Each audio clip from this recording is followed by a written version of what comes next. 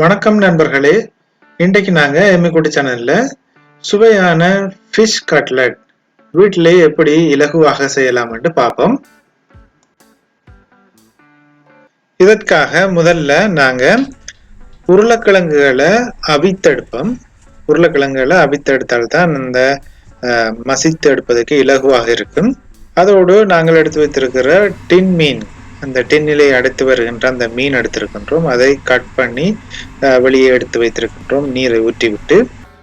இந்த கட்லெட்டுக்கு தேவையான கறி மசாலாவை செய்வதற்கு தேவையான பொருட்களை பார்க்கலாம். அவித்த உருளைக்கிழங்கு, பச்சை மிளகாய், கறிவேப்பிலை, சின்ன வெங்காயம், டின் மீன், இடித்த மிளகு, சீரகப்பொடி, மஞ்சள் பொடி, உப்பு. இந்த ஃபிஷ் கட்லே உள்ளூடாக இருக்கின்ற அந்த கறி மசாலாவை தயாரிப்பதற்காக நாங்கள் ஏற்கனவே அவித்து வைத்திருந்த அந்த உருளைக்கிழங்குகளை நாங்கள் ஒரு பாத்திரத்தில் இட்டு நன்றாக மசித்து எடுக்கலாம். நன்றாக சிறிய சிறு துண்டுகளாகும் வரை நன்றாக மசித்தெடுக்க வேண்டும். இவ்வாறு மசித்தெடுத்த பின் நாங்கள் எடுத்து வைத்திருந்த அந்த டின் மீன், தகரத்திலே அடைத்து வருகின்ற அந்த மீனையும் இதே போல சிறிய சிறிய துண்டுகளாகும் வரை நாங்கள் மசித்து எடுக்கலாம். அதன் பின் ஒரு பாத்திரத்திலே எண்ணெய் ஊற்றி சூடாக்கி விட்டு நாங்கள் அதிலே நறுக்கி வைத்திருந்த வெங்காயம் அதை கலந்திருக்கின்றோம். அதே போல நறுக்கி வைத்திருக்கின்ற பச்சை மிளகாயையும் கலந்து சேர்த்து நன்றாக கலந்து விட்டுவிட்டு நாங்கள் இதை வதக்கி எடுக்கலாம். நன்றாக ஒன்றோடு ஒன்று சேர வேண்டும், அதற்காக நன்றாக கலந்து விடலாம். வெங்காயம் வதங்குவதற்காக இப்பொழுது நாங்கள் அதிலே சிறிதளவு உப்பு சேர்த்துக் கொள்கின்றோம். உப்பையும் சேர்த்து நன்றாக கலந்து இதை வதக்கி எடுக்கலாம்.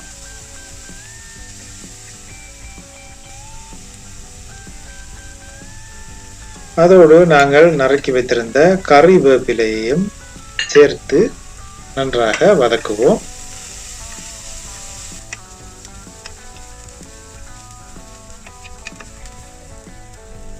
இந்த கலவை வதங்கியதும் நாங்கள் எடுத்து வைத்திருக்கின்ற அந்த டின் மீன் எடுத்து வைத்திருந்தோம். அதை சிறிது துண்டுகளாக்கி வைத்திருந்தோம்.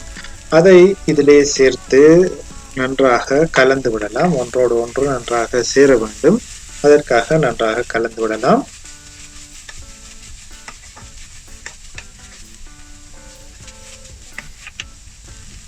அதே போல இந்த கலவையிலே நாங்கள் மஞ்சள் தூள், அதோடு சீரகத்தூள், சீரகப்பொடி இரண்டையும் சேர்த்து நன்றாக கலந்து விடலாம்.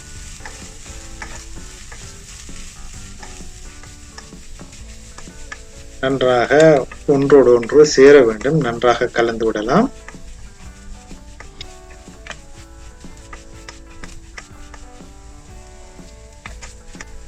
இந்த கலவை நன்றாக சேர்ந்தவுடன் ஒன்றோடு ஒன்று சேர்ந்து கலந்தபின் நாங்கள் இதனோடு ஏற்கனவே மசித்து வைத்திருந்த அந்த உருளைக்கிழங்கை மசித்து வைத்திருந்தோம். அந்த அதை இதிலே சேர்த்து நன்றாக கலந்து விடலாம்.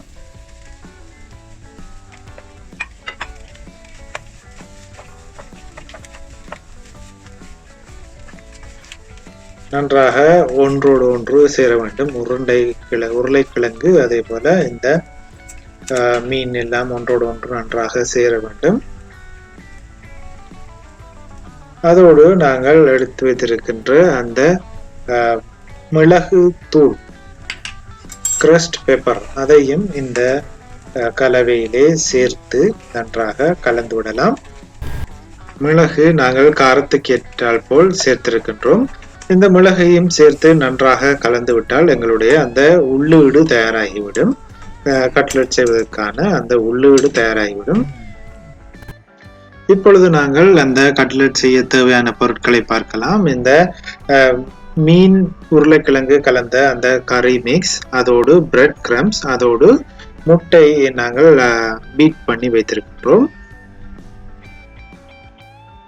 இதை நாங்கள் தயார் செய்வதற்காக நாங்கள் அந்த ஏற்கனவே செய்து வைத்திருந்த அந்த மீன் உருளைக்கிழங்கு கறி மிக்ஸை நாங்கள் ஒரு சிறிதளவாக கையிலே எடுத்து அதை நன்றாக இவ்வாறு உருட்டி எடுக்க வேண்டும். உருண்டைகளாக நன்றாக உருட்டி எடுக்கலாம். அது உங்களுடைய விருப்பத்திற்கேற்ப சிறியதாகவோ அல்லது பெரியதாகவோ செய்தெடுக்கலாம். நாங்கள் ஒரு மீடியம் அளவான உருண்டைகளாக செய்து வைத்திருக்கின்றோம். எல்லாத்தையும் நாங்கள் இதே போல உருட்டி எடுக்கலாம்.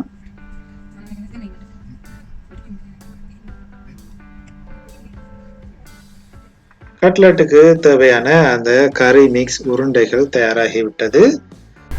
இந்த கறி மிக்ஸ் உருண்டைகளை நாங்கள் ஏற்கனவே பீட் பண்ணி வைத்திருந்த அந்த முட்டை கலவையிலே இட்டு நாங்கள் நன்றாக அந்த முட்டை எல்லா பாகங்களிலும் படும்படி நாங்கள் இதை தோய்த்தெடுக்கலாம்.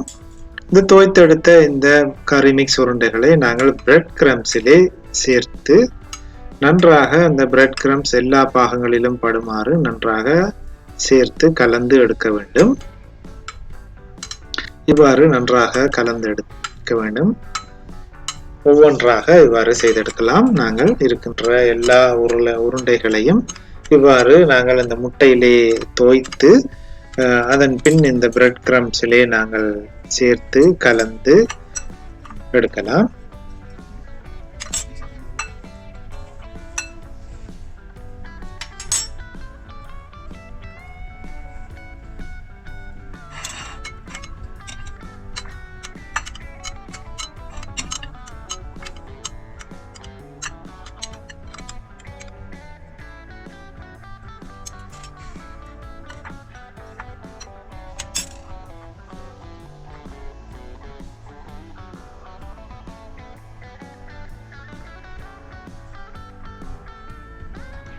இவ்வாறு எல்லா உருண்டைகளையும் நாங்கள் அந்த பிரெட் கிரம்ஸிலே கலந்து எடுத்திருக்கின்றோம். எல்லா பாகங்களிலுமே அந்த பிரெட் கிரம்ஸ் பட்டிருக்கின்றது.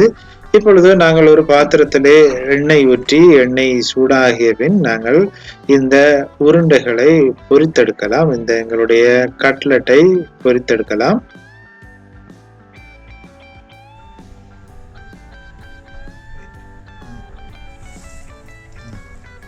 இவ்வாறு ஒவ்வொன்றாக நாங்கள் இந்த எண்ணெயிலே இதை சேர்த்து நன்றாக பொரித்தெடுக்கலாம்.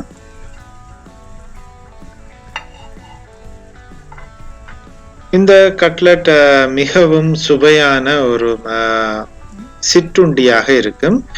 இது தகரத்திலே அடைத்து வருகின்ற அந்த மீனை கொண்டு நாங்கள் இந்த கலவையை செய்திருக்கின்றோம். அந்த தகரத்தில் அடைத்து வருகின்ற அந்த மீனும் அதே போல நாங்கள் அன்றாடம் பாவிக்கின்ற உருளைக்கிழங்கும் சேர்த்து இந்த கறி மசாலாவை தயாரித்திருக்கின்றோம். மிகவும் இலகுவான சுவையான ஒரு சிற்றுண்டி. இது சிறுவர்கள் பெரியவர்கள் அனைவருக்கும் மிகவும் ஒரு பிடித்தமான சிற்றுண்டியாக இருக்கும். நீங்கள் இதை கடையிலே வாங்கி சாப்பிட்டிருப்பீர்கள். இதை இவ்வளவு இலகுவாக நீங்கள் வீட்டிலே செய்யக்கூடியதாக இருக்கும். இதை நீங்களும் வீட்டிலே முயற்சி செய்து பாருங்கள். நன்றாக இவ்வாறு பொரித்தெடுக்க வேண்டும். நல்ல கோல்டன் பிரவுன் கலர்லே பொரிந்து வர வேண்டும். உள்ளே இருக்கின்ற உள்ளீடு ஏற்கனவே நாங்கள் அதை சமைத்தபடியால் நாங்கள் இதை பொரிக்கும் பொழுது கொதி அடங்கும் வரைக்கும் நாங்கள் காத்திருக்க வேண்டிய அவசியம் இல்லை. மேலாலே இருக்கின்றது கோல்டன் பிரவுன் கலர்லே வந்தாலே போதுமானதாக இருக்கும். நாங்கள் இதை இறக்கி எடுத்து விடலாம். இதே போன்று நாங்கள் எல்லா கட்லெட்டுகளையும் நாங்கள் பொரித்து இறக்கி எடுக்கலாம்.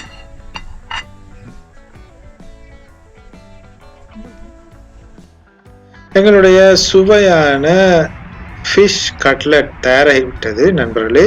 இதை நீங்களும் வீட்டிலே முயற்சி செய்து பாருங்கள். முயற்சி செய்து பார்த்துவிட்டு உங்களுடைய கமெண்ட்ஸ்களை இந்த கமெண்ட் பாக்ஸிலே பதிவிடுங்கள். இந்த வீடியோ பிடித்திருந்தால் லைக் பண்ணுங்கள், ஷேர் பண்ணுங்கள்.